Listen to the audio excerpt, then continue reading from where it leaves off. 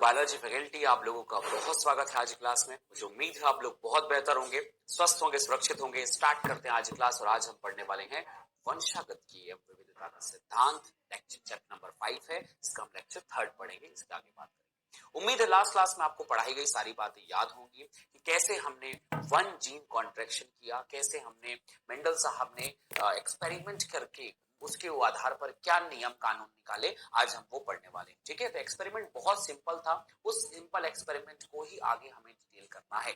ठीक है, तो लास्ट क्लास तक हम लोगों ने उसके कुछ बेसिक टर्मिनोलॉजी, देन फिर हम लोगों ने उसके कुछ सिद्धांत में जो एक्सपेरिमेंट उन्होंने किया उसके बारे में हमने पूरी जानकारी प्राप्त कर ली थी। आज हम बात करेंगे इसके नियम कानून के अनुसार।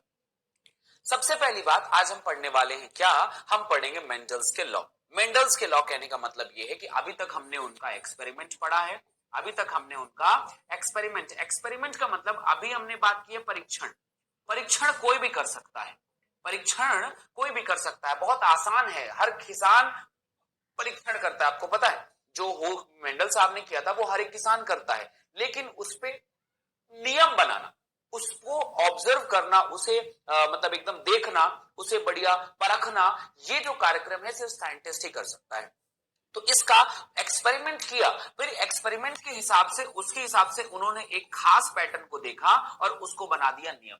उन्होंने एक खास पैटर्न देखा कि जब भी मैं लंबे पौधे को बौने पौधे से क्रॉस करा रहा हूं तो प्रथम पीढ़ी हमेशा लंबे मिल रही है, फिर उस लंबे लंबे को क्रॉस करा दिए तो कुछ लंबे कुछ बौने मिल रहे हैं। ये खास पैटर्न उन्होंने बार बार गौर किया होगा, तब उन्होंने कहा कि नहीं ये सत्य है, जो मैं कह रहा हूं वो भी सही बात सत्य होगी। एक्सपेरिमेंट एक बार में नहीं होता, हजारों बार किया होगा, तब जाके उन्होंने इस पैटर्न को गौर किया, देखा और तब जाके फिर उसका नियम बनाया। तो क्या क्या नियम दिखाई दिया उन्हें मोनो हाइब्रिड क्रॉस पे, फिर आज हम पढ़ेंगे डाई हाइब्रिड क्रॉस, फिर कुछ ऐसे नियम भी पढ़ेंगे जो मेंडल साहब के अनुसार, मतलब मेंडल साहब के बाद के जो नियम थे। सबसे पहली बात तो आज हमें पढ़ना है कि जब हम पढ़ रहे थे कि पहला नियम हम पढ़ रहे थे कि monohybrid cross. Monohybrid cross मतलब crossing between one pair of contrasting character.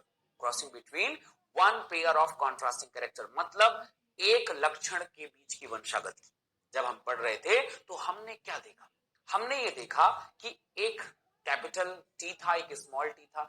जब जब कैपिटल टी स्मॉल टी साथ में आ रहे थे केवल टॉल ही बन रहा था, डॉर्फ बन ही नहीं पा रहा था, लंबा ही बन पा रहा था, बौना नहीं बन पा रहा था। ये क्या पैटर्न है भाई, कैपिटल टी है टॉल बने, स्मॉल टी है बौना बनेगा, लेकिन कैपिटल टी स्मॉल टी अगर ये दोनों रहेंगे तो इसमें कैसे बनेगा, ये कैसे बनेगा, तो ये बीच की चीजें कैसे बनेंगी और उन दोनों में से कौन प्रदर्शित करेगा, क्या बड़ा वाला क्या छोटा वाला, बड़ा वाला क्या छोटा वाला। बड़ा वाला अगर होगा तो वो प्रदर्शित करेगा किसको, टॉल को, और स्मॉल टी अपने आप को प्रदर्शित नहीं कर पाएगा। इस चीज को उन्होंने बार बार देखा कि तीन टॉल क्यों दिखाई दे रहे हैं, तीन टॉल क्यों दिखाई दे रहे हैं। उन्होंने इस बात को देखा, तो जब उन्होंने इस तीन टॉल को देखने की कोशिश की तो उन्होंने कहा लॉ ऑफ डोमिनेंस, प्रभाविता का नियम।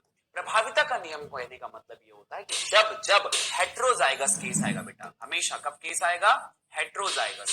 हेट्रोजाइगस का मतलब होता है कि जब जब विषम युग्मक होंगे, सम युग्मक होंगे तब तो सभी को पता है, समयुग्मक होंगे तब तो सभी को पता है कि अगर कैपिटल टी है तो टॉल ही रहेगा, और स्मॉल टी है तो वो डॉर्फ यानी बौना ही रहेगा। इतनी इंग्लिश आप लोग से बननी चाहिए। बट जब भी कैपिटल टी और क्या हो गया स्मॉल टी, तब क्या हुआ, कैपिटल टी स्मॉल टी दो फैक्टर हैं, दोनों को अपने आप को प्रदर्शित करना चाहिए, दोनों में से एक को प्रदर्शित करेंगे तो क्या होगा। तो हमने ये देखा कि जब जब कैपिटल टी स्मॉल टी आया तो वो टॉल ही बना, स्मॉल टी ने अपने आप को रिप्रेजेंट क्यों नहीं कर पाया। तो यहां पर एक नियम निकल कर आया, प्रभाविता का नियम, कि in case of heterozygous condition जब भी विषम युग्म की अवस्था में होंगे तो एक जीन अपने आप को प्रदर्शित करेगा और एक जीन अपने आप को प्रदर्शित नहीं कर पाएगा।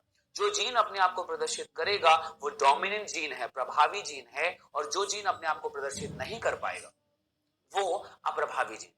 तो प्रभावी जीन ने अप्रभावी जीन को दबा दिया, कैपिटल टी ने स्मॉल टी के प्रदर्शित होने वाले लक्षणों को दबा दिया, और जब वो उसे दबा देगा तो जो दबा रहा है वो प्रभावी, जो दब रहा है वो अप्रभावी। समझ में आ रही मेरी बात, कैपिटल टी स्मॉल टी दोनों आपस में लड़े होंगे कि मैं प्रदर्शित करूंगा, मैं प्रदर्शित करूंगा। कैपिटल टी ने कहा तुम चुपचाप बैठ जाओ, तो कैपिटल टी ने उसके प्रभाव को दबा दिया, स्मॉल टी के प्रभाव को दबा दिया और खुद को प्रदर्शित किया। That's why capital T is a dominant character and small T is recessive यानी अप्रभावी लक्षण है। लक्षणों के निर्धारण एक विरक्त डिस्क्रीट इकाइयों के द्वारा होता है, जिसे पहले कारक कहा गया था। कारक जोड़े में होते हैं, मेंडल साहब के अनुसार सबको पता था, उस समय जीन तो आए नहीं थे, कारक जोड़े में होते हैं। बाद में इन्हीं कारक को क्या कहा गया, जीन कह दिया गया। तो अभी हम कारक भी पढ़े तो कोई समस्या की बात नहीं।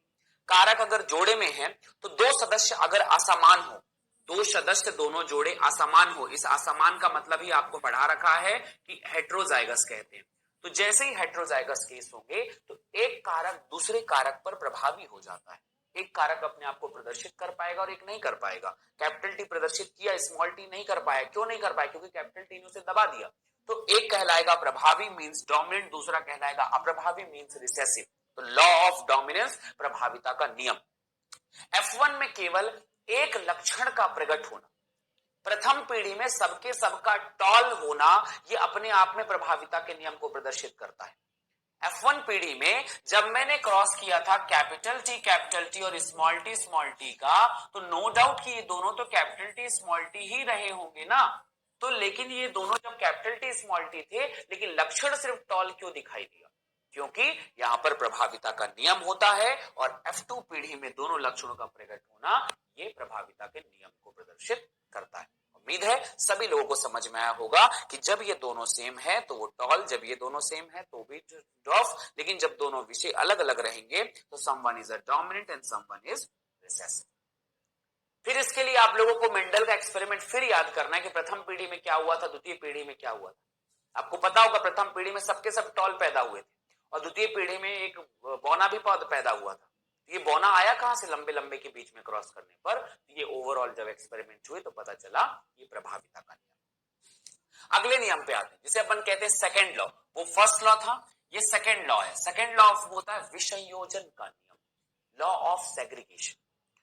इन्होंने देखा एक बात कि मान लो दो जीन हैं, जीन जोड़े में उपस्थित होते हैं, जीन जोड़े में उपस्थित होते हैं, एक कैपिटल टी एक स्मॉल टी, दोनों ने मिलकर टॉल बनाया।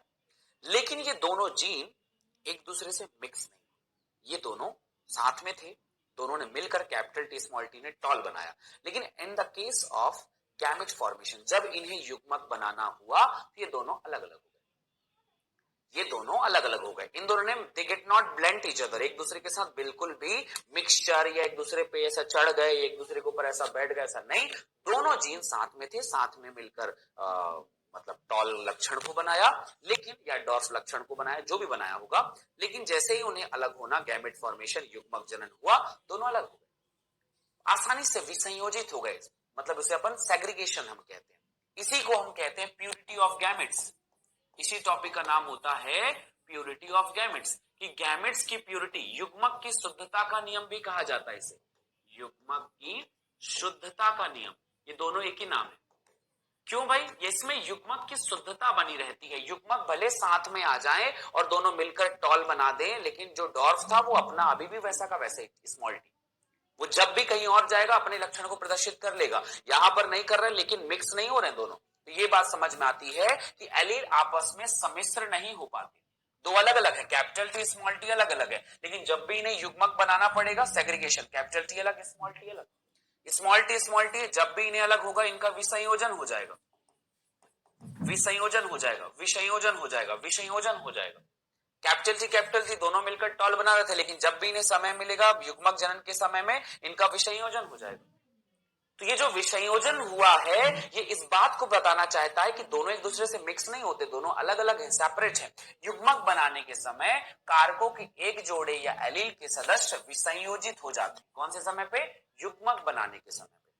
They get not blend each other, एक दूसरे से बिल्कुल भी मिक्स नहीं होते। युग्मक को दो में से एक ही कारक प्राप्त होता है, दोनों में से कोई एक ही युग्मक बनाएगा। इन दोनों में से एक इधर ये युग्मक बनाया, दोनों में से एक कारक दूसरे युग्मक में गया, ठीक है, दोनों अलग अलग हो गए। तो समयुग्मजी जनक द्वारा उत्पन्न सभी युग्मक समान है। ये दोनों जो युग्मक बनाएंगे इन दोनों के समान युग्मक है। जैसे हमने मेल फीमेल में पढ़ा है भाई, मादा के पास में एक्स होता है तो सारे ओवा एक जैसे, लेकिन मेल में एक्स और वाई होता है तो एक स्पर्म बनता है एक्स वाला और एक स्पर्म बनता है वाई वाला। तो अगर दोनों जो एलील है वो समान है तो समान युग्मक बनेंगे, और अगर दोनों में से ये विषम युग्मजी है तो एक कैपिटल टी वाला बनेगा और एक स्मॉल टी वाला बनेगा। तो जबकि विषम युग्मजीव में जनक के दो प्रकार के युग्मक उत्पन्न होते हैं, जिसमें समान उत्पाद अनुपात में एक एक एलील होता है, समान 50% इसमें 50% इसमें। ये है विषम योजन का नियम। मुझे उम्मीद है आपको ये कॉन्सेप्ट बहुत क्लियर समझ में आया होगा। ठीक है, अब इस नियम के अनुसार जब हम लोग इसको कह रहे हैं कि मेंडल्स लॉ हमने किया, जीन ऑफ इनहेरिटेंस हमने इसको निकाला, अब हम इसमें पढ़ेंगे कि मेंडल साहब ने टू जीन कॉन्ट्रैक्शन कैसे किया। अभी जो एक्सपेरिमेंट चल रहा है वो one gene contraction. One gene contraction मतलब क्या बोलेंगे उसे, मोनोहाइब्रिड क्रॉस, एक लक्षण की वंशागत की। अब हम करेंगे दो लक्षण की वंशागत की, दो लक्षणों का आपस में क्रॉस करवाएंगे। दो लक्षण का क्रॉस करवाने का मतलब हमारा ध्यान अब दो लक्षणों पे होगा। जैसे मेंडल्स का लॉ अगर आगे बढ़ा, हमने दो नियम पढ़ लिए मेंडल साहब के, है ना। पहला नियम कौन सा था? पहला नियम हमने पढ़ा प्रभाविता का नियम, और दूसरा नियम था लॉ ऑफ सेग्रीगेशन। 12th में बहुत क्वेश्चन पढ़े। टू जीन इनहेरिटेंस, और इसे हम कहते हैं dihybrid cross. Dihybrid का मतलब होता है जिसे अपन कहते हैं द्विसंकर संकरण या द्विसंकर संकरण या द्विसंकरण, जो भी कहते होंगे, डाई हाइब्रिड क्रॉस। और इसी को हम कहेंगे टू जीन इनहेरिटेंस, मतलब दो जीनों की वंशागत की हम करवाएंगे। दो जीन ले लीजिए। अभी तक हम सिर्फ एक लक्षण ले रहे थे, लंबाई है तो लंबाई है, कलर है तो कलर है, और पुष्प का रंग है तो पुष्प का रंग है, जैसा भी है। बट हम यहाँ पर दो लक्षण ले रहे हैं। देखो, सबसे पहला एक बीज है जो गोल है और येलो कलर का है। तो हमने दो कलर देखा कि एक तो देखा यहाँ पर कि इसका शेप, पहली बात तो हमने यहाँ पर देखी इसका शेप, शेप मतलब इसका साइज। ठीक है, तो साइज कैसे टाइप का देखा बेटा, यहाँ पर दो लिया हमने, यहाँ पर या तो राउंड होगा, और इसको देखो आप कैसा है, ये रिंकल्ड है। क्लियर है पॉइंट, यहाँ पर रिंकल्ड है। दूसरा चीज हम इसका देख रहे हैं रंग, मतलब कलर। हम दूसरा चीज क्या देख रहे हैं? कलर। इसका कलर देखो कैसा है बेटा, डोमिनेंट है येलो, और रिसेसिव कैसा है? ग्रीन। ये तो कल ही पढ़ा चुका हूं मैं आप लोगों को प्रीवियस क्लास में।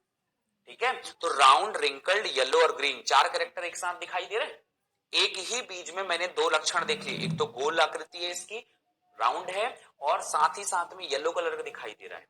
ये हरा कलर का दिखाई दे रहा है, अप्रभावी लक्षण है हरा बीज, और उसका जो आकृति है वो रिंकल्ड है। रिंकल्ड का मतलब झुर्रीदार। तो रिंकल्ड का मतलब यहां पर हो गया बेटा, ये हो गया झुर्रीदार, पहली चीज ये। और ग्रीन का मतलब हरा। तो दो लक्षण हो गए, झुर्रीदार मतलब इसका शेप हो गया, और हरा मतलब इसका रंग हो गया।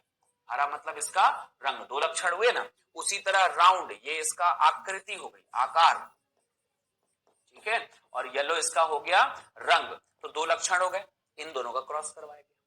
तो जब दो लक्षणों के बीच में वंशागत की करवाई जाएगी तो हम इसे डाई हाइब्रिड प्रयास कहते हैं। मेंडल ने दो लक्षणों के विभिन्न पौधों में संकरण का प्रयोग किया, जैसे गोल और पीले और गोल बीज वाले पौधों का क्रॉस करवा दिया गया हरा और झुर्रीदार पौधों के बीच में। ठीक है, क्रॉस करवाया दिया। क्रॉस करवाने से पहले हमें इनका जीन क्लियर हो जाना चाहिए। हम ये देखते हैं कि मान लो सबसे पहली बात मैं कह रहा हूं गोल और पीला। जब गोल और पीला के बारे में मैं बात बना रहा हूं तो गोल के लिए मैंने जीन लिखा कैपिटल आर, कैपिटल आर, और पीले के लिए मैंने लिख दिया मान लीजिए कैपिटल वाई और कैपिटल वाई। पहला हो गया। दूसरा जीन जो बनाया मैंने यहां पर, ये बनाया यहां पर हरा, सॉरी झुर्रीदार, पहले लिखेंगे झुर्रीदार, और यहां पर हो गया हरा। झुर्रीदार है तो मैंने बताया था कैपिटल लेंगे तो गोल रहेगा, स्मॉल लेंगे तो उसका जो अप्रभावी है उसे स्मॉल लिया जाता है। पीला कैपिटल वाई है तो हरा हो जाएगा स्मॉल वाई। इस तरह से मैंने इन दोनों के युग्मक या जीन का निर्माण कर दिया। इन युग्मक के बीच में क्रॉस होगा। जब मैं इनके बीच में क्रॉस की बात कर रहा हूं तो इनके युग्मक के बीच में हम क्रॉस करवा रहे हैं capital R, capital Y, small R, small Y. Crossing between two pair of contrasting character is known as dihybrid cross. ठीक है, तो हमें डाई हाइब्रिड क्रॉस का जब क्रॉस करना है तो हमें इस तरीके से क्रॉस करना पड़ेगा कि गोल, पीला, झुर्रीदार और हरा। गोल जो है वो कैपिटल आर है, पीला जो है वो कैपिटल वाई, झुर्रीदार है तो वो अप्रभावी होता है। ये झुर्रीदार है ना, हमने पढ़ा है इसमें। तो झुर्रीदार अप्रभावी है इसलिए स्मॉल आर, हरा भी अप्रभावी है इसलिए स्मॉल वाई। बहुत बढ़िया, अब क्रॉस करवाते हैं। ध्यान से मेरी बात समझिएगा, बहुत बेसिक तरीके से क्लियर हो जाएगा कि टॉपिक काम कैसे करेगा। आपके सामने डायग्राम है, ध्यान से देखिएगा। सबसे पहली बात, होमोजाइगस राउंड और येलो, राउंड और yellow, capital R, capital Y. ये है हमारे पेरेंट्स, ये है हमारे पेरेंट्स।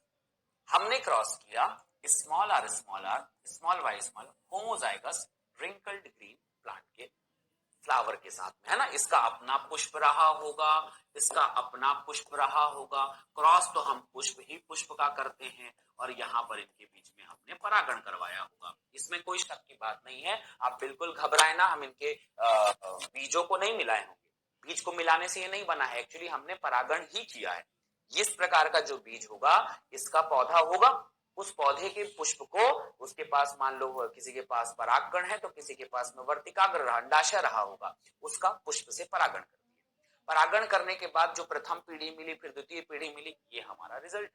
तो आइए देखते हैं क्रॉस किया तो हमने क्या किया। जब हमने इनके बीच में क्रॉस किया तो हमने देखा कि हमारे पास गैमेट्स है। तो इसको थोड़ा सा अभी अलग तरीके से पढ़ो, ये जो लिखा है वो ज्यादा शॉर्टकट है। तो capital R, capital Y first gene, और स्मॉल आर, स्मॉल वाई। सभी लोग जानते हैं कि हमारे पास 23 जोड़े क्रोमोसोम होते हैं, पता है ना। 23 जोड़े, मान लो ये पहला जोड़ा, दूसरा जोड़ा, तीसरा जोड़ा, चौथा जोड़ा, पांचवा जोड़ा, ऐसा करते करते 23 जोड़े। ये 23 जोड़े, ये 23, मतलब ये दोनों मिलकर 23 जोड़ा बनाते हैं। अब जब इन्हें युग्मक बनाना होता है ना, तो उनमें से 23 एक तरफ और 23 एक तरफ, ऐसा बट जाता है। यहां पर मेरे पास 2 जोड़े हैं। कितने जोड़े हैं? 2 जोड़े। तो 2 जोड़ों में से दो, जैसे मान लो ये 2 जोड़ा, ये एक और ये एक, ऐसा करके, ठीक है। तो ये एक, पहले ये 2 जोड़ा है, ये ऊपर वाला एक और नीचे वाला एक, ये दोनों, ये एक 2 जोड़ा है। इसमें से 2 एक तरफ, 2 एक तरफ। यहां पे भी वैसा ही होगा। जब मैं देख रहा हूं कि 2 प्रकार के जीन है, कैपिटल आर वाला जीन है एक, और एक कैपिटल वाई वाला जीन है। इन दोनों को अगर मैं सेपरेट करता हूं तो दोनों में से कोई एक जीन ही जाएगा, कैपिटल आर, कैपिटल वाई। ये एक प्रकार का गैमेट बन सकता है।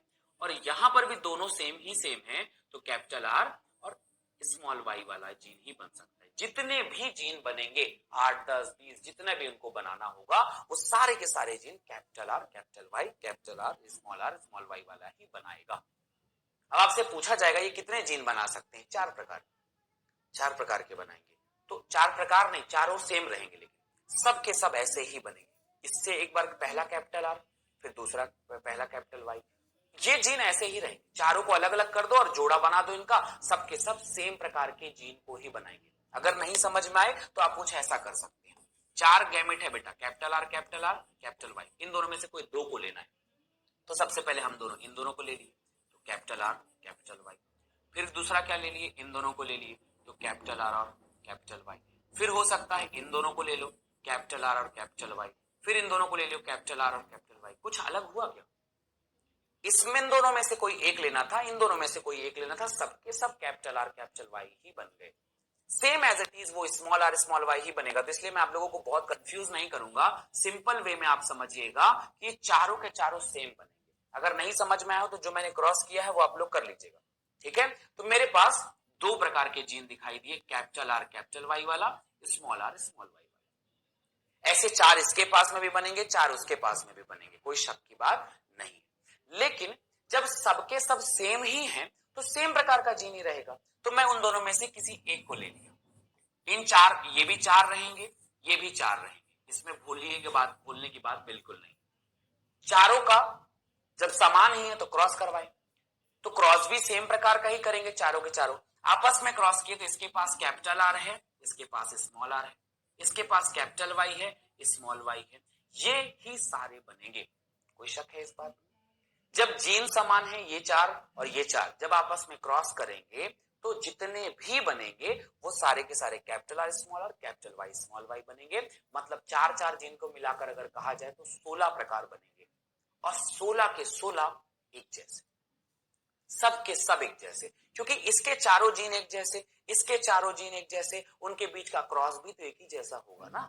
तो ये सारे के सारे बन गए यहां पर 16:0। दिखेंगे भी वैसे ही, जीन भी वैसा ही रहेगा, और रहेंगे ये लोग कैसे? ये रहेंगे बेटा, याद रखना, राउंड, क्योंकि कैपिटल आर की वजह से, स्मॉल आर तो अप्रभावी है, और कैपिटल वाई की वजह से येलो। तो प्रथम पीढ़ी में जब भी हम क्रॉस करेंगे तो प्रथम पीढ़ी में 16 आपको रिस्पॉन्स दिखाई देंगे, और सब के सब एक जैसे दिखाई देंगे। इसमें कोई शक की बात नहीं है। कैपिटल आर और स्मॉल आर, कैपिटल वाई या स्मॉल वाई, ये प्रथम पीढ़ी तक का प्रोग्राम हो गया। अब प्रथम पीढ़ी का गैमेट्स बनाने। फिर से देखो अब द्वितीय पीढ़ी में हमने क्या किया, ऐसे 16 मिले रहे होंगे, फिर से क्रॉस कर दो, capital R small R capital Y small Y, और यहाँ पे सेल्फिंग कर दिए, capital R small R capital Y small Y, इनके बीच में सेल्फ क्रॉस। उम्मीद है अभी तक आपको पता होगा कि सेल्फ क्रॉस क्या है। Crossing between same generation cross, ये 16 बने थे, 16 में से 2 को उठा लो, क्रॉस हो। अब फिर गैमेट्स बनाइए इनका। अब गैमेट्स बनाने के लिए हमने क्या किया, फिर वही ट्रिक अपनाते हैं। 4 गैमेट्स दिख रहे हैं, गैमेट्स कैसे बनेगा देखना इसका, ठीक है।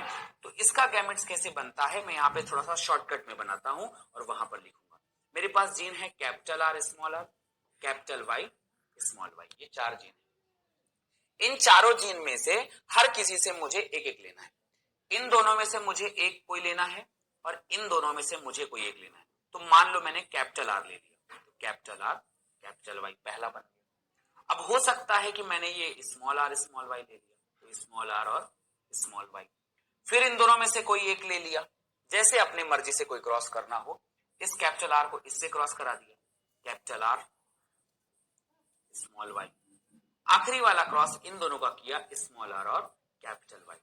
तो शक की कोई बात ही नहीं है कैसे क्रॉस करना है। 2 जीन ये है, 2 जीन ये है, इन दोनों में से एक और इन दोनों में से एक, ऐसा क्रॉस करेंगे 4 प्रकार के जीन हमको मिलेंगे। और वो 4 प्रकार के गैमेट्स क्या होंगे बेटा, जो हमारे पास में गैमेट्स बने। एक बना कैपिटल आर कैपिटल वाई, दूसरा बना कैपिटल आर स्मॉल वाई, तीसरा बना स्मॉल आर कैपिटल वाई, और चौथा बना स्मॉल आर स्मॉल वाई। ये हमारा क्रॉस। अब हमारे सामने ये दिखाई दे रहा है कि इन दोनों के क्रॉस करने की वजह से एक मेल ने ये बनाया, फीमेल ने भी यही बनाया होगा। सेम, जब जीन सेम है तो दोनों सेम रहेंगे। ये नर है, ठीक है, और ये हो सकता है कि मादा है। दोनों का जीन सेम है तो गैमेट्स भी सेम बनेंगे। अब इस डायग्राम को देखो और इस डायग्राम को समझने की कोशिश करो। इसमें से कैपिटल आर आया, कैपिटल वाई आया, स्मॉल आर आया, स्मॉल वाई आया। ध्यान दीजिएगा, दोनों के बीच में क्रॉस आया, capital R small R capital Y small Y. Heterozygous round और येलो बने, हेट्रोजाइगस राउंड और क्या बने, येलो बने। हेट्रोजाइगस राउंड और येलो के अगर आप गैमेट्स देखें तो इनका आपस में क्रॉस किया। इसके gametes capital R small R capital R small Y, capital R small capital Y capital R small Y, small R capital Y small R small Y. ये 4 और ये 4, इनका आपस में क्रॉस करेंगे। ये जो गैमेट्स बने हुए हैं इनका जब क्रॉस करेंगे तब हमारा डाई हाइब्रिड क्रॉस होगा।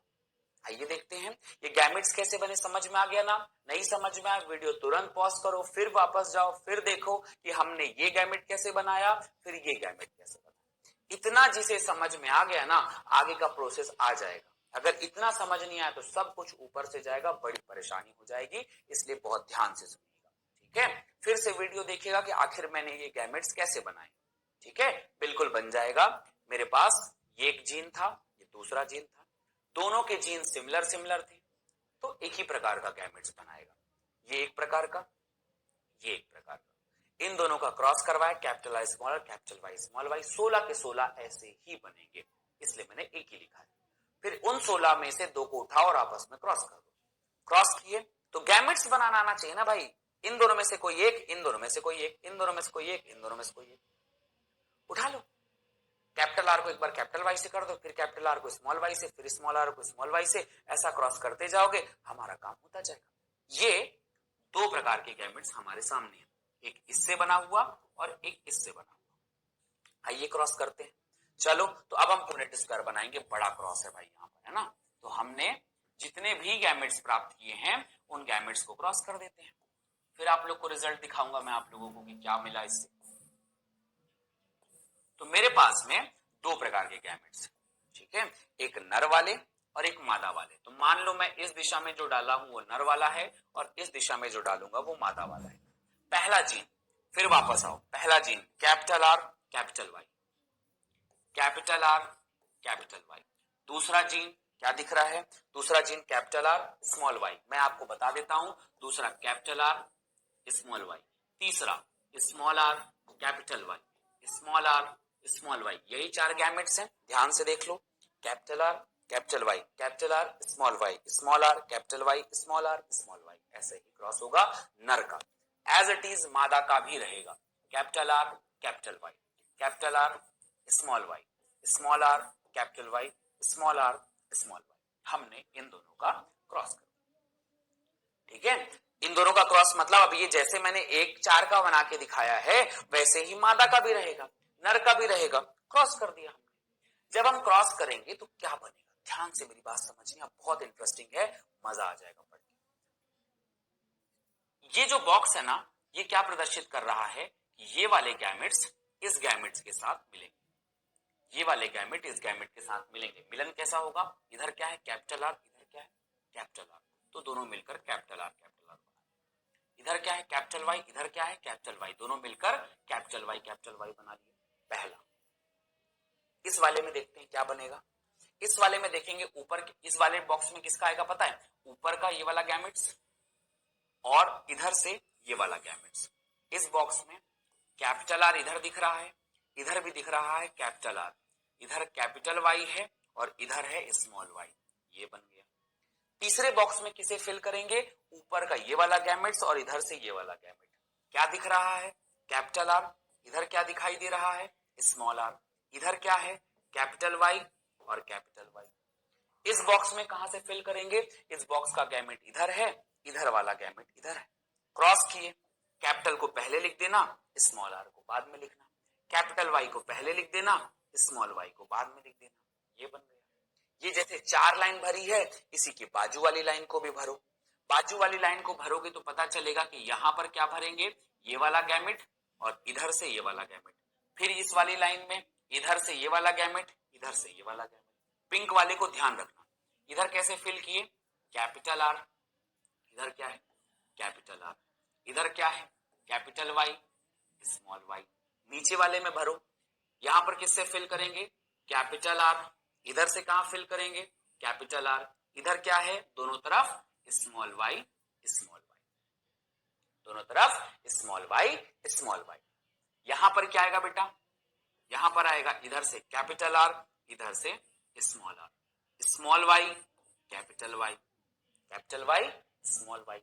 इस बॉक्स में कहां से फिल करेंगे, ऊपर का गैमेट्स इधर का gametes, capital R small Y fill करता है बस। 4 बॉक्स हमने फिल कर दिए, अगले 4 उधर बाजू वाले भी फिल करके देखते हैं। चलो अब इसमें मान लो मैं डायरेक्टली बीच में कंफ्यूजिंग के लिए बीच वाला बोल देता हूं डायरेक्टली, इस बॉक्स में बताओ तो इस बॉक्स का गैमेट कहां से आएगा, ऊपर से और इधर से आएगा। इस बॉक्स में इधर से गैमेट्स आएगा और इधर से आएगा। इधर कौन है कैपिटल आर स्मॉल वाई, दोनों को मिलाकर क्या बनेगा कैपिटल आर स्मॉल वाई, ये बनेगा। यहां पर उसके नीचे वाले को फिल करो, स्मॉल आर कैपिटल वाई, तो small R capital Y small Y दिख रहा है। ऊपर वाले में फिल करो, क्या दिख रहा है capital R capital Y small Y दिख गया। उसके बाजू वाले में फिल करो, क्या दिख रहा है, इन दोनों को फिल करेंगे तो कैपिटल आर कैपिटल वाई। ऊपर जहां जिस बॉक्स को देख रहे हैं उसके इधर और इधर, ऊपर और बाएं साइड दोनों साइड देखो कि कौन सा जीन लिखा हुआ है। इसके ऊपर में क्या लिखा हुआ है, इधर कैपिटल आर उधर स्मॉल आर, कैपिटल आर और इधर small R, capital Y small Y. Capital को पहले लिख देना चाहे किसी भी तरफ लिखा हो। सबसे आखिरी बॉक्स 3 भरे हुए हैं, जल्दी जल्दी भर देते हैं। ये बॉक्स देखो ऊपर क्या है capital small R capital Y, small R capital Y, small R capital Y, यही बॉक्स होगा। नीचे के 2 बॉक्स देखो, सबसे नीचे क्या है स्मॉल आर, एक कैपिटल वाई एक स्मॉल वाई। तीसरे नंबर पे small R small Y, small Y, ये हो गया हमारा बॉक्स। अब इस बॉक्स में देखते समय आप 2 बातों को गौर जरूर करिएगा। इस बॉक्स को देखते समय 2 बातों को गौर करिएगा। प्रभाविता का नियम यहां पर भी लगेगा, स्मॉल आर अपने आप को प्रभावित नहीं कर पाएगा, स्मॉल वाई अपने आप को प्रभावित नहीं कर पाएगा। बताइए, इसको देखिए, दोनों कैपिटल आर है, राउंड रहेगा। स्मॉल कैपिटल वाई है, ये रहेगा यहां पर येलो, तो ये हो गया राउंडर वैल्यू। अब सबको देखो कौन कौन राउंड और येलो रहेंगे। राउंड होने की शर्त है कि एक कैपिटल आर होना चाहिए, दोनों में से कोई एक तो एटलीस्ट होना ही चाहिए, और दोनों हो गया तो भी अच्छी बात है। येलो होने की शर्त है कि एटलीस्ट एक कैपिटल वाई होना चाहिए। ये कैसा रहेगा? कैपिटल आर है ना, राउंड रहेगा। कैपिटल वाई है इसके पास, इन दोनों में से कोई एक। प्रभाविता के नियम के अनुसार येलो जो है वो प्रभावी है, कैपिटल वाई प्रभावी है, इसलिए अपने आप को प्रदर्शित करेगा, स्मॉल वाई अपने आप को प्रदर्शित नहीं कर पाएगा। तो राउंड येलो दूसरा। तीसरे वाले पे आओ, यहां पर भी कैपिटल आर है, ये भी राउंड रहेगा। यहां पर कैपिटल वाई है, येलो रहेगा, राउंड येलो तीसरा। उसके बाजू में आइए, कैपिटल आर है, राउंड रहेगा, कैपिटल वाई है, येलो रहेगा, राउंड येलो चौथा। यहां पर देखो, कैपिटल आर की उपस्थिति की वजह से राउंड रहेगा, कैपिटल वाई है ना एक, इन दोनों में से एक, ये 5वें नंबर का, राउंड येलो। इसके नीचे पे आओ, कैपिटल आर है, राउंड रहेगा, कैपिटल वाई है, येलो रहेगा, राउंड येलो नंबर 6वां। यहां पर देखो, कैपिटल आर है, राउंड रहेगा, कैपिटल वाई है, येलो रहेगा, राउंड येलो नंबर 7। और कहीं पर आ जाओ, इधर देखो, राउंड और येलो रहेगा, राउंड येलो नंबर 8वां। और कहीं देखो, इधर देखो, राउंड रहेगा, इधर रहेगा येलो, क्योंकि कैपिटल वाई है, राउंड येलो नंबर 9वां। ये 9 राउंड येलो वाले। ठीक है, अब दूसरा जीन देखते हैं। दूसरे जीन में जब अपन पहुंचते हैं तो हमने देखा दूसरा जीन, ये है कैपिटल आर मतलब ये दिखाई तो राउंड देगा, लेकिन स्मॉल वाई है तो ये रहेगा बेटा ग्रीन, ये है राउंड ग्रीन। ठीक है, स्मॉल वाई की वजह से क्या रहेगा? ग्रीन। तो राउंड ग्रीन का पहला नंबर, आर राउंड है, स्मॉल वाई ग्रीन, ये भी राउंड और ग्रीन रहेगा, दूसरा नंबर। और कहीं है स्मॉल वाई तो राउंड, जो राउंड और ग्रीन जो है एक नंबर, राउंड ग्रीन और कहीं दिखाई दे रहा है स्मॉल वाई। ठीक है, ये है यहां पर, ये है आर और ये है वाई, ये भी रहेगा राउंड और ये भी रहेगा ग्रीन, ये तीसरा नंबर। तो 3 जो है राउंड और ग्रीन आ गए, 3 जो है राउंड और ग्रीन आ गए।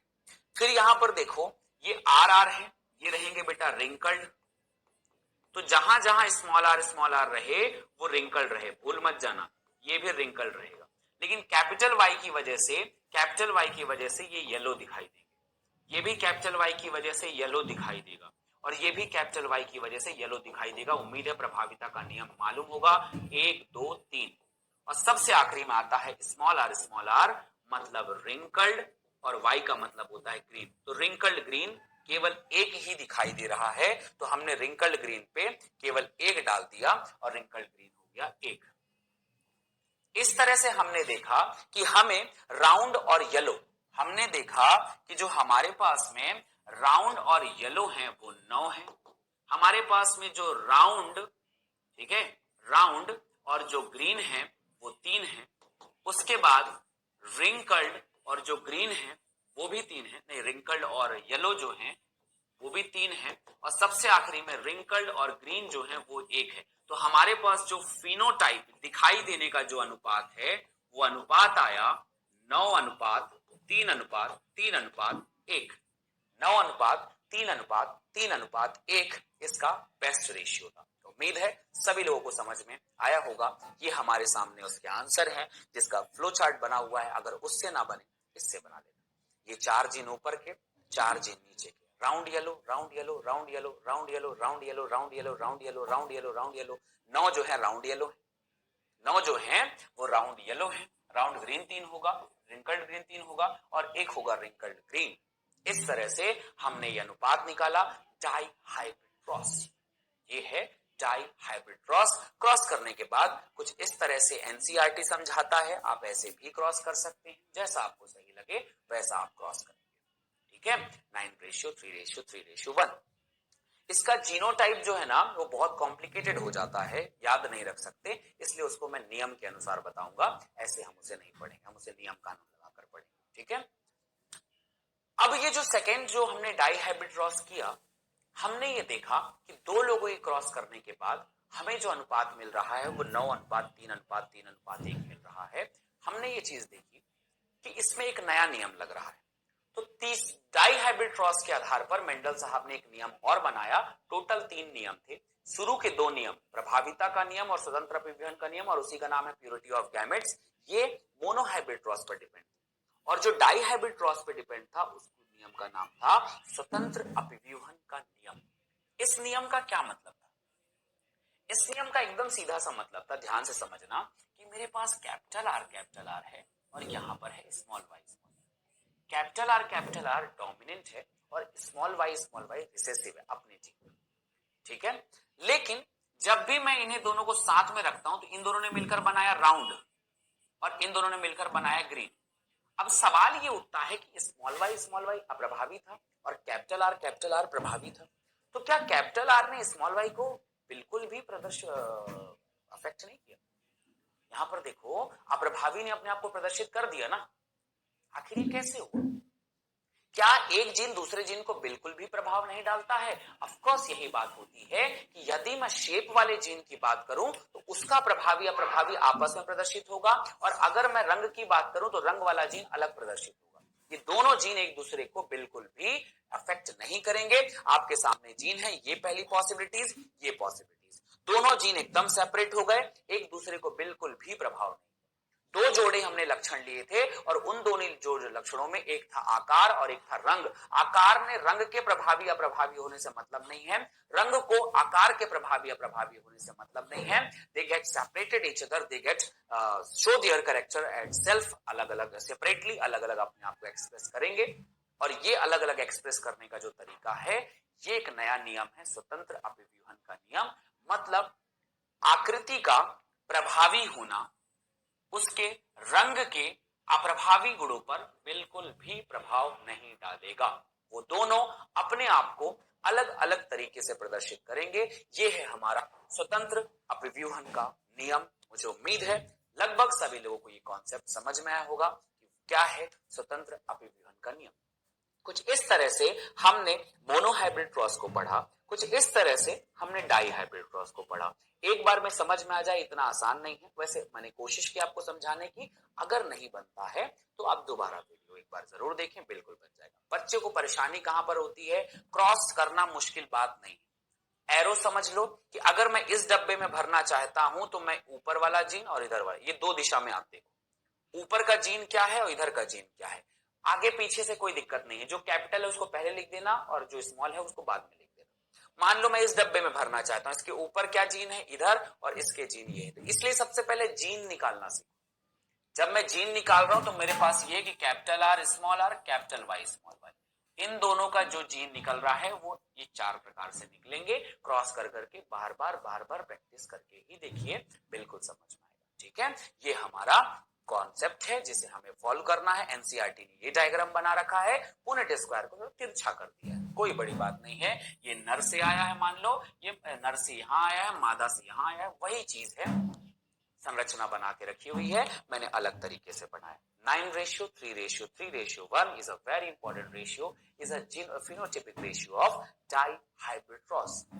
डाईहाइब्रिड क्रॉस का जीनोटाइप कुछ ऐसे ही निकाला जाता, फिनोटाइप ऐसे ही निकाला जाता है। जीनोटाइप के लिए हम ट्रिक बनाएंगे तो समझेंगे। उम्मीद है सभी लोगों को ये बात समझ में आई होगी। What is two gene contraction, what is law of independent assortment. जब किसी एक संकर में लक्षण के दो जोड़े लिए जाते हैं तो किसी एक जोड़े का लक्षण विसंयोजन दूसरे जोड़े से स्वतंत्र होता है। एक जोड़े का दूसरे जोड़े से अलग होना एकदम अलग अलग है, उनका कोई लेना देना नहीं है। दोनों जोड़े एक दूसरे को बिल्कुल प्रभाव नहीं डालते। ये दो जोड़ा था, ये दूसरा जोड़ा था, ये पहला पेयर, ये दूसरा पेयर, ये दोनों अपन अलग अलग हो रहे हैं। ये दोनों को मैंने कैपिटल ए और कैपिटल बी को ले लिया था, स्मॉल ए स्मॉल बी को ले लिया था, सब अलग हुए, सब अलग हुए। इनके अलग होने का रिलेशन एक दूसरे पे बिल्कुल भी मतलब नहीं था। 23 जोड़े थे, 23 जोड़े में से 23 अलग, ये 23 अलग, इनका कोई लेना देना नहीं है कि एक जोड़ा दूसरे जोड़े को कोई भी प्रभावित करेगा। उम्मीद है समझ में आएगा। नेक्स्ट क्लास में हम लोग कुछ स्पेशल टॉपिक और पढ़ेंगे। ठीक है, चलिए एक 1 मिनट रिवीजन कर लेते हैं। आज हमने क्या पढ़ा? आज हमने मोनोहाइब्रिड पर आधारित नियम के बारे में बात की और मेंडल के मुख्य नियम यहाँ पर कंप्लीट हो गए। पहला टॉपिक था जिसमें हमने पढ़ा था लॉ ऑफ डोमिनेंस, हमने ये टॉपिक पढ़ा। लॉ ऑफ डोमिनेंस के बाद आया उसके बाद में जिसे अपन कहते हैं सेग्रीगेशन का रूल, ये पार्ट आया। फिर दूसरा पॉइंट आ गया, हम लोगों ने पढ़ा डाई हाइब्रिड क्रॉस, और डाई हाइब्रिड क्रॉस को डिटेल करने के बाद हमने उसके ऊपर तीसरा नियम बना दिया जिसका नाम है इंडिपेंडेंट असॉर्टमेंट। इंडिपेंडेंट असॉर्टमेंट, मुझे उम्मीद है सभी लोगों को ये कॉन्सेप्ट बिल्कुल बन जाएगा ये किस तरह से काम करता है। आइए कुछ क्वेश्चंस कंप्लीट करते हैं, देखते हैं कि क्या टॉपिक बन सकता है। ठीक है, एक सवाल है बहुत ध्यान से सुनिएगा और उस सवाल को फिर हम लोग नेक्स्ट क्लास में डिटेल करेंगे, तो आप लोगों से बेहतर सवाल बिल्कुल बन जाएगा। ठीक है, सवाल को सुनिए और अच्छे से बनाने की कोशिश करिए, और जब आगे आप पढ़ेंगे तो इस सवाल का जवाब आप बहुत बेहतर तरीके से प्राप्त कर लेंगे। ठीक है, मानव रक्त में इनमें से कौन सा नियम कार्य करता है? इनमें से कौन सा ऐसा नियम है जो मानव रक्त में कार्य करता है? मानव रक्त का एक विशेष प्रकार का जीन है, जिसे हम लोग नेक्स्ट क्लास में पढ़ेंगे कि आखिर ये कैसे है, क्या है, वगैरह वगैरह। फिर भी अभी आप लोग अपने कॉन्सेप्ट को दिमाग में लगाइए और बताइए कि क्या सबसे सही ऑप्शन इसके बारे में हो सकता है। ए, अपूर्ण प्रभाविता का नियम, प्रभाविता का नियम, सह प्रभाविता का नियम, या इनमें से कोई नहीं। ठीक है, अभी आपको नेक्स्ट क्लास में इस टॉपिक को फुल डिस्कस करके हम फिर पढ़ेंगे। फिर भी आप लोगों ने पहले कुछ पढ़ा होगा, देखते हैं क्या सही जवाब देते हैं हम लोग इसका। ए, बी, सी और डी।